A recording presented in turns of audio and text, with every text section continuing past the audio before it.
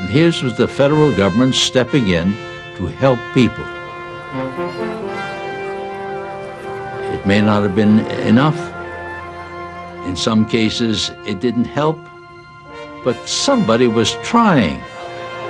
And one had that feeling that maybe it was going to work.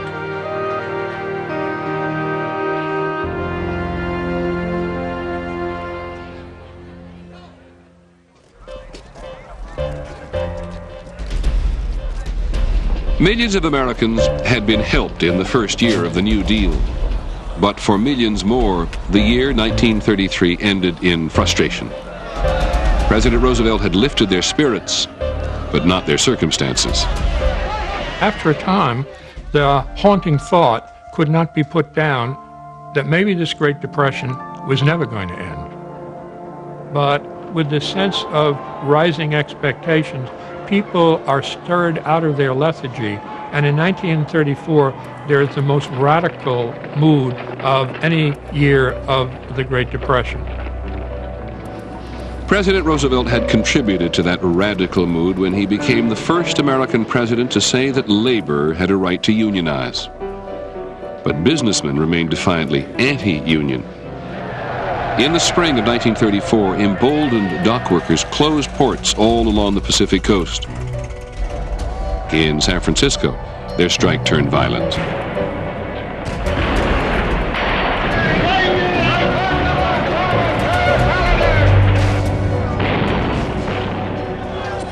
We heard on the radio that all this terrible stuff was going on the waterfront. And my husband was down there. And I remember my mother and I were frightened and very upset. Would Harold make it?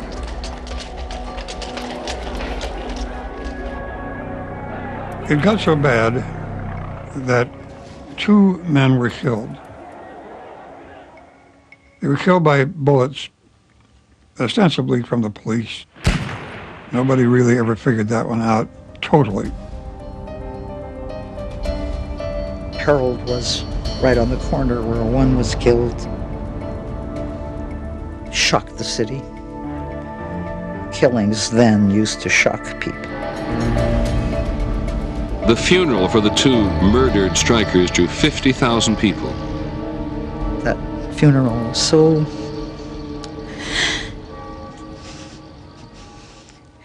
It so shocked the city. It was so impressive. That was enough to infuriate the people of San Francisco. So much, they said, we've had it. Every day we'll watch these longshoremen and seamen getting beaten and clubbed. We've had it up to our eyebrows. By God, whatever it takes to win a strike, we're going to win it.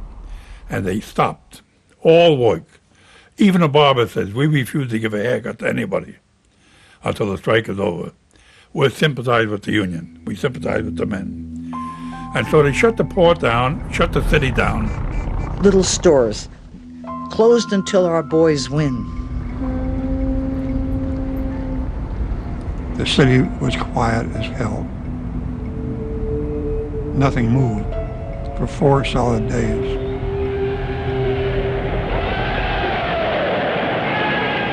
The longshoremen won virtually all their demands, encouraging workers across the country to move against management. In 1934, there were more than 1,800 strikes for union recognition. Coal miners, steel workers, warehouse, different people packing out. They said if a bunch of starving seamen and longshoremen could weather the storm, then we could do it back in Pittsburgh, or we could do it here, we could do it there.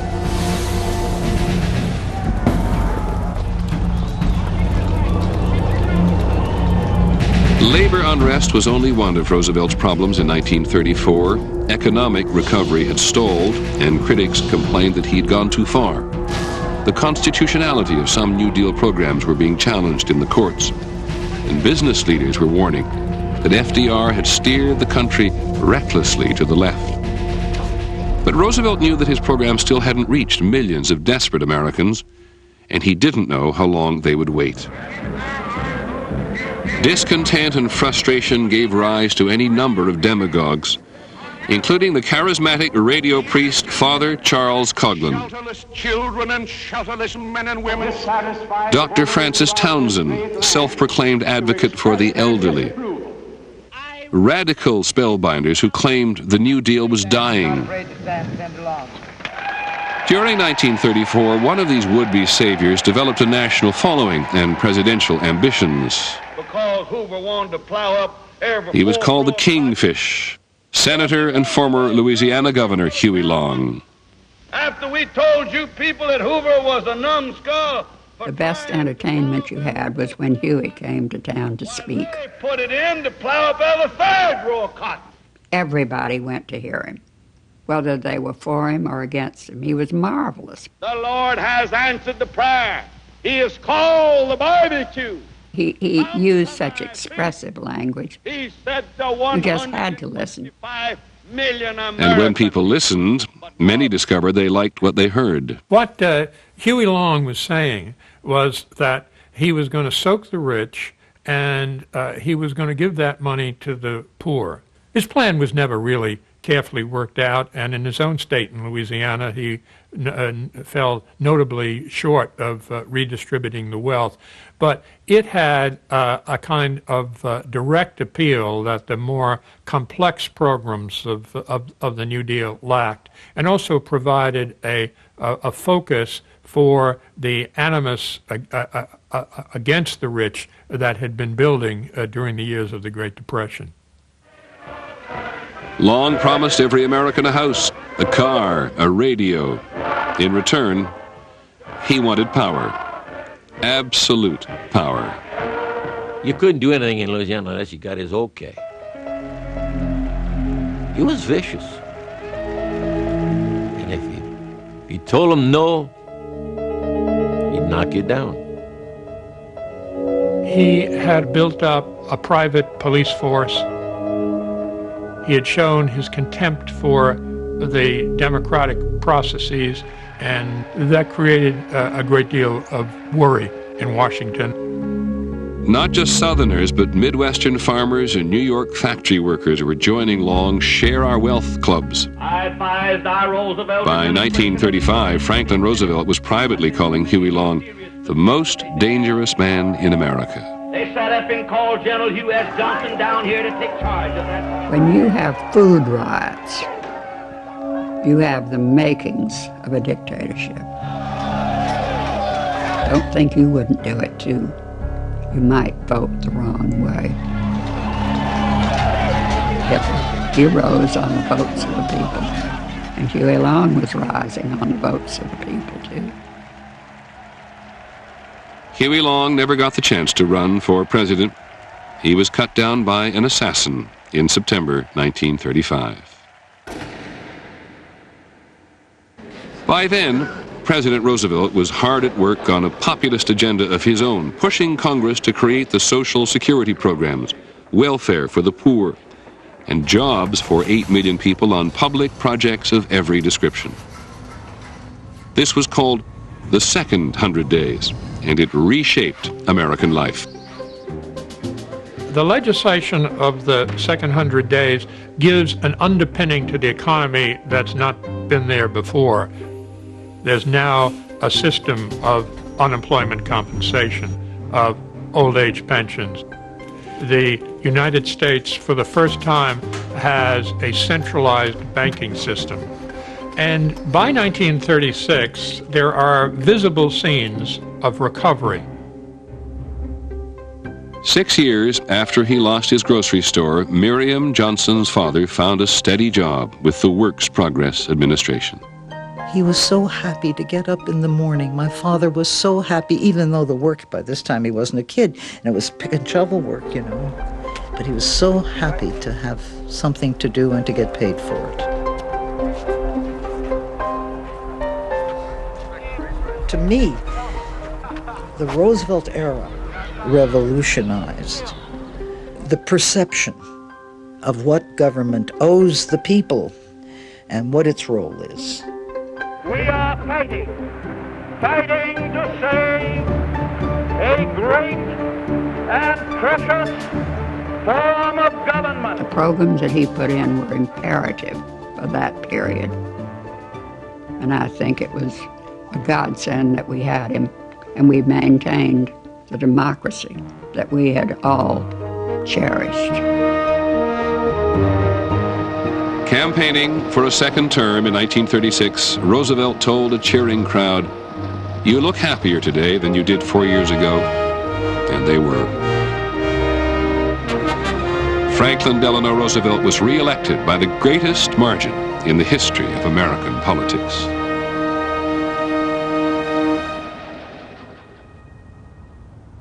In the 4 years since President Roosevelt had taken office, America had experienced a revolution, and it had been led by the president himself.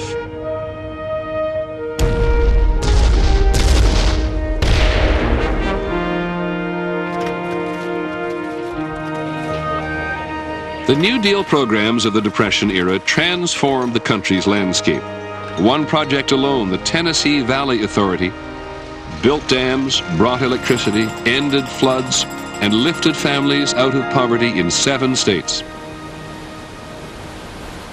But as he took office for his second term in January 1937, Roosevelt's New Deal still had not completely overcome the Depression in America.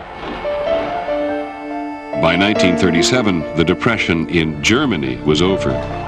Adolf Hitler had kept his promise to give the people work. Unemployed people disappeared practically overnight.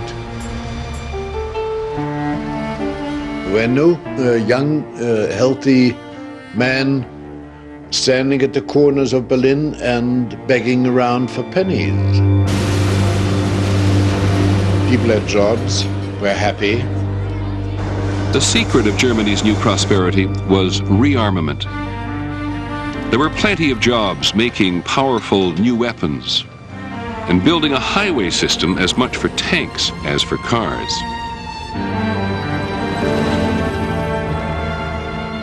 It was also a kind of New Deal, but he was preparing for war. The first step came in March of 1936 when German troops marched unopposed into the Rhineland to reoccupy territory lost to France after the First World War.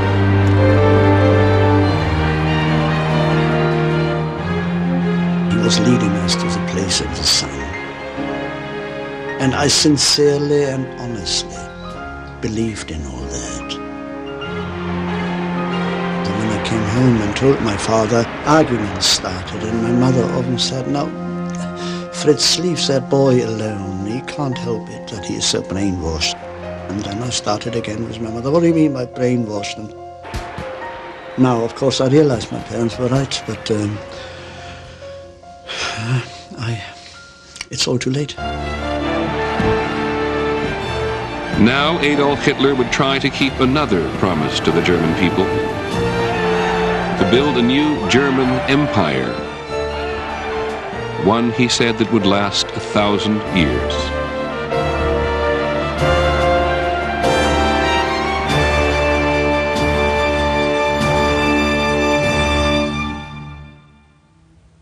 Depression and desperation had unleashed a force that would alter the course of the 20th century.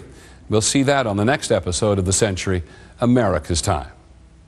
I'm Peter Jennings. Thank you for joining us.